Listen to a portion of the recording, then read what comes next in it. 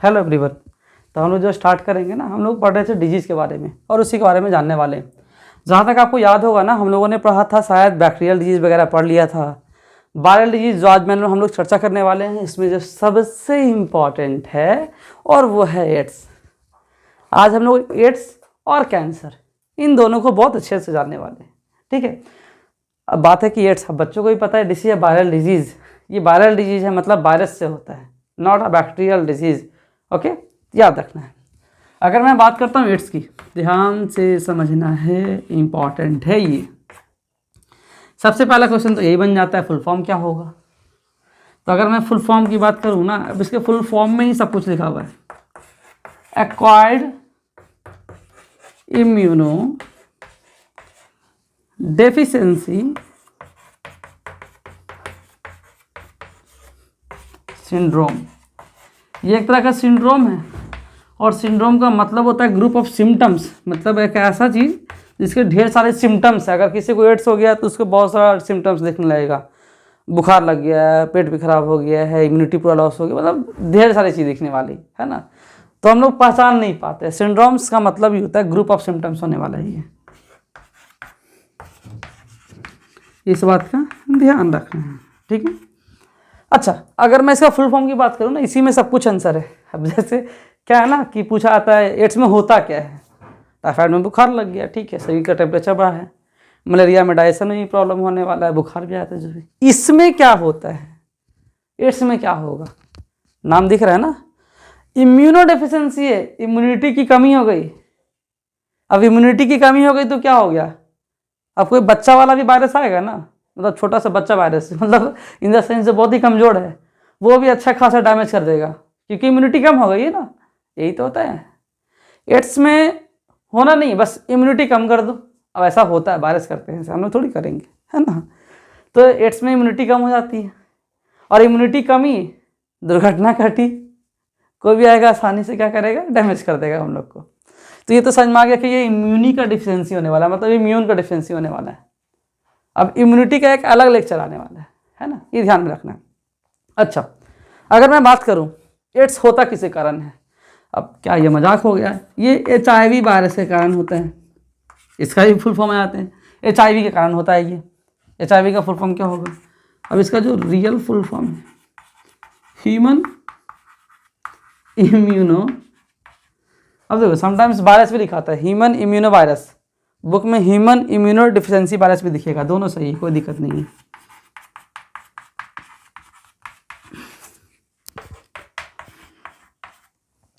Human immuno deficiency virus ये दिखने वाला है। बात है कि वायरस का तो पहले भी पढ़े हैं ना, वायरस का केमिकल नेचर भी कुछ होता है क्या, कुछ याद करवा देते हैं। अगर मैं बात करूं वायरस का, इसमें होता है प्रोटीन और होता है जेनेटिक मटेरियल, इंपॉर्टेंट है ये, है ना। इसमें होता है जेनेटिक मटेरियल। बात है कि जेनेटिक मटेरियल वही DNA या RNA कुछ भी। यहाँ पर क्या है, ये RNA वायरस है, याद रखना है। HIV जो है ह्यूमन इम्यूनो वायरस, एक ऐसा वायरस है, RNA वायरस है, मतलब प्रोटीन तो है ही, लेकिन जेनेटिक मटेरियल के यहाँ पे क्या दिखने वाला है, RNA। और अगर आपको कभी याद आ रहा होगा ना, तो RNA is more and very very more reactive than DNA से बहुत ज़्यादा रिएक्टिव है, म्यूटेशन होगा तभी तो इलाज नहीं है इसका, नॉट क्यूरेबल, ध्यान से सुनना है। RNA होगा, RNA वायरस में लिख देता हूँ, मतलब केमिकल नेचर, प्रोटीन तो है, सब में होना है, कॉमन है। यहाँ पे RNA चिपका तो हो गया HIV वायरस। तो इसका कोई फैमिली होगा ना, हम लोग का फैमिली है ना, इसका भी कोई फैमिली है। किस फैमिली से बिलोंग करता है ये इसका जो फैमिली है ना, उसका नाम है रेट्रो वायरस। जैसे कोरोना वायरस का नाम सुनिए ना, corona is a family, corona is basically a family. Corona normally structure को दिखाते हैं, एक ऐसा स्ट्रक्चर जहाँ पे ढेर सारे स्पाइक्स हैं। आपने कोरोना का स्ट्रक्चर देखा होगा, नहीं देखे, न्यूज़ में देखे होगे ना, गोल सा डरावना सा बना देता था, सारे तरफ ऐसे से निकले रहते थे। These are the spikes and that's why this structure is known as corona. Corona कहने का मतलब एक ऐसा स्ट्रक्चर जिसमें ढेर सारे स्पाइक्स हैं चिपकने के लिए, ध्यान रखना, यह ध्यान रखना। मैंने बोला फैमिली रेट्रो वायरस होगा, ये ध्यान रखना है, बड़ा इंपॉर्टेंट था, ठीक है। अच्छा बात है ना, सोचो तो इसमें होता क्या होगा। अगर मैं बोलूँ एड्स जो है ना उसमें इम्यूनिटी का कुछ दिक्कत होता है। और अगर आपको थोड़ा बहुत याद आ रहा होगा तो इम्यून के लिए जो सबसे ज़्यादा ज़रूरी है वो कौन है? लिम्फोसाइट है ना। अच्छा, लिम्फोसाइट दो तरह के होते हैं। आपने बी और टी लिम्फोसाइट का नाम सुना है ना? हाँ सुना है। मैंने बोला कि इसमें होगा क्या? जो टी लिम्फोसाइट का नाम आपने सुना था,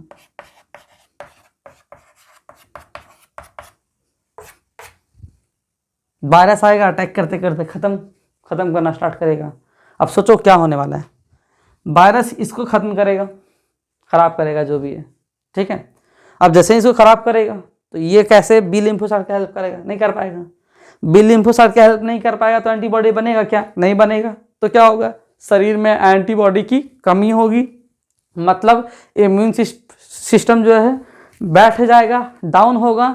अब कोई नॉर्मल सा भी बैक्टीरिया है ना जो आराम से हंसते खेलते अभी आएगा और आसानी से हम लोग को अच्छा खासा डैमेज कर देगा। इम्यून सिस्टम इतना कम कर देता है कुछ नहीं कर सकते उसका, ठीक है। ये बात तो थी वायरस की, ये एड्स की। मैंने बता दिया कि ये क्या होने वाला है। वायरस का भी नाम आप समझ गए हो, है ना। इम्यून सिस्टम का ये दिक्कत होने वाला है। अब बात है सर कि ये क्या क्यूरेबल होता है? आंसर है नहीं, नॉट क्यूरेबल। डिटेक्ट डायग्नोस्टिक जो टेस्ट होता है, हमको एड्स को डिटेक्ट करना है, उसके लिए जो टेस्ट होता है उस टेस्ट का नाम है ELISA test. ELISA enzyme linked immunosorbent assay. मैं फिर से बोलता हूँ, इंजाइम लिंक इम्यूनोसॉर्बेंट एसे, मैं भी लिख दूंगा, ठीक है। ये इसका full form. ELISA test diagnostic test है, पता करने के लिए कि अगर उसको एड्स है कि नहीं है, ये पता करने के लिए होता है। मोड ऑफ ट्रांसमिशन आपको बहुत अच्छे से पता है। अगर मान लेते हैं ना निडल, सुई तो समझते ही होंगे।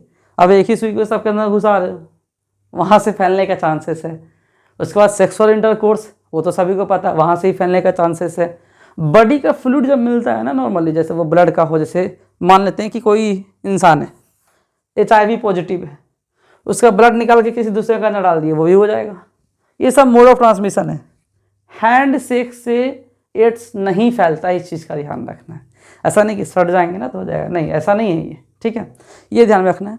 अच्छा, दूसरी बात है कि अगर किसी को एड्स हुआ तो मौत तो तय है। 110% श्योर होना है कि मौत तो तय है, डरा नहीं रहा, बस रियलिटी यही है। तो फिर तो जैसे कैसे फ़ोन का रिचार्ज करते थे ना फॉर इंक्रीजिंग द वैलिडिटी, हाँ, तो अगर किसी को एड्स है ना तो उसका वैलिडिटी इंक्रीज करने के लिए दवाई खाते हैं। 1 साल और बढ़ गया, 2 साल और बढ़ गया, लेकिन मरना तो तय है, ये बात एकदम श्योर है। अब ये थी एड्स की सारी बात, ठीक है। अब HIV फैक्ट्री, HIV जो सबसे ज़्यादा फैलता है हमारे बॉडी में, सबसे पहले कहाँ पे जाएगा? ये जो वायरस गया तो सबसे पहले कहाँ पे जाएगा? एक सेल है मैक्रोफाज नाम का, HIV फैक्ट्री कहलाता है, पढ़ेंगे हायर क्लासेस में। खैर, अब इसके बाद हम लोग को जो पढ़ना है उसका नाम है कैंसर, इसको ध्यान से समझना है, ओके। अब क्लास 10th वाले बच्चों थोड़ा ध्यान में रखना है। अब पता नहीं, एक चीज़ ध्यान रखना है कि 10th वालों का बड़ा अच्छा सरप्राइज आने वाला है, बहुत जल्द आने वाला है, एक धमाकेदार सरप्राइज, है ना। हो सकता है न्यू ईयर पे ही आ जाए, तो बस गेट रेडी। अब बात कर रहे हैं कैंसर की, जल्दी ही इसको ख़त्म करेंगे, है ना। बात है कैंसर। अब पहली बात तो ये कि कहीं पे कैंसर दिख जाए ना, तो कैंसर को अगर हम लोग दूसरे वर्ड से जानते हैं तो वो ऑन्को होता है। Onco is related to cancer. जैसे कैसे इरेथ्रोसाइट, इरेथ्रो का मतलब रेड होता था, साइट का मतलब सेल, डेट्स यहाँ पर वही है, ऑन्को मतलब cancer. Onco cell cancerous cell, onco virus cancerous virus, oncology study of cancer, मतलब ऑन्को दिख गया मतलब कैंसर दिख गया, ठीक है। ये होने वाला है। इसमें होता क्या, 2-3 चीज़ समझते हैं। एक होता है पता क्या, contact inhibition. What is contact inhibition, समझना है इसको, इसी का पार्ट है। एक प्रॉपर्टी होती है,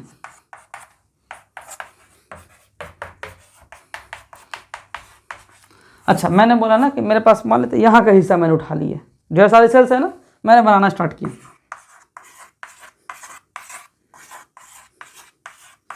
मैं ढेर सारे सेल्स बता रहा हूँ। अब है ना कि ये सेल्स जो इंक्रीज करता है, क्या जिंदगी भर ये बड़ा ही होता रहता है क्या? नहीं, ऐसा नहीं होता। तो क्या होता है, जैसे जैसे ये बड़ा होता है, अब ये वाला सेल मैं मान लेते पकड़ लेता हूँ, ये सेल इंक्रीज हो रहा है, इंक्रीज हो रहा है, इंक्रीज। जैसे ही ये अपने बगल वाले सेल से सटा, कांटेक्ट में आया, इसका ग्रोथ रुक गया and that is called contact inhibition. Normal cell की प्रॉपर्टी होती है, प्रॉपर्टी ऑफ नॉर्मल सेल। ठीक है,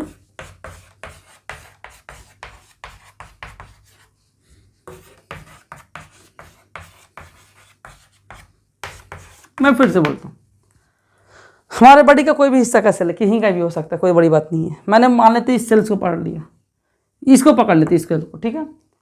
ये सेल बड़ा हो रहा है, इंक्रीज हो रहा है, इंक्रीज हो रहा है, इंक्रीज। क्या जिंदगी भर बड़ा होगा क्या? नहीं। क्या होगा? ये बड़ा हो रहा है, साइज भी बढ़ रहा है। जैसे ही ये अपने आसपास के सेल से कांटेक्ट में आया, इसका जो ग्रोथ है वो रुक जाएगा and that is called contact inhibition, property of normal cell. अच्छा सोचो तो, अगर ये वाला प्रॉपर्टी खत्म हो जाए तो क्या होगा? बढ़ता चल जाएगा ना, होता है कैंसर में। दूसरा, अगर कैंसर हुआ है तो यहाँ पे क्या है?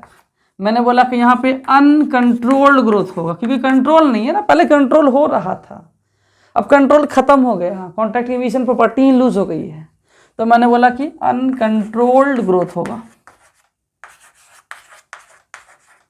अच्छा सोचो तो, डिफरेंशिएशन प्रोसेस एक पार्ट है, आप समझते होंगे, क्लास 9 में जानना था कि कोई भी, और जैसे कोई भी सेल है, डिवाइड करते करते कोई पार्टिकुलर स्ट्रक्चर बन जाता है एंड देन डिवीजन रुक जाता है and that is called differentiation. ठीक। अच्छा मैं समझ, या फिर समझो क्या होने वाला है।